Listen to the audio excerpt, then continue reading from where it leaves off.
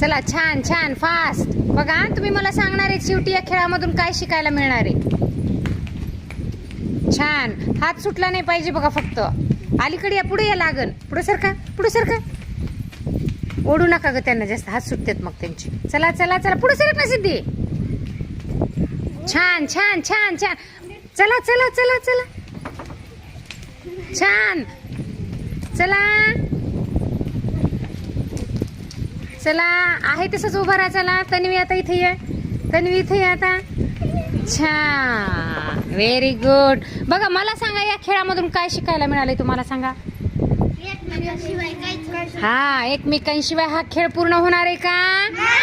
नाही. म्हणजे हा मूल्यवर्धनचा हा सहयोगी खेळ आहे. कोणता खेळ आहे? सहयोगी म्हणजे काय माहितीये?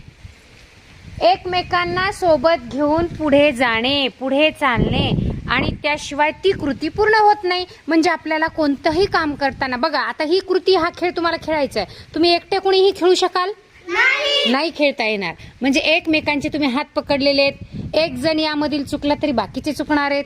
बरोबर आहे. म्हणजे या खेळामध्ये तुम्हाला सगळा काय आला पाहिजे, सगळ्यांचीच कृती काय झाली पाहिजे, बरोबर आली पाहिजे. तर तुमच्या या खेळामध्ये तुमचा खेळ कसा येणार आहे, छान येणार आहे. काय शिकायला मिळते मग? हा कोणता खेळ आहे? सहयोगी. म्हणजे सगळ्यांना सोबत घेऊन चालणे, हा एक सुंदर कृतीयुक्त खेळ तुम्ही खेळात, ज्याच्यामुळे तुम्हाला एकमेकांच्या सहकार्य भावना या खेळामधून काय होणार आहे, वाढीस लागणार आहे. छान. तुमच्यासाठी शाबासकी घ्या बरं.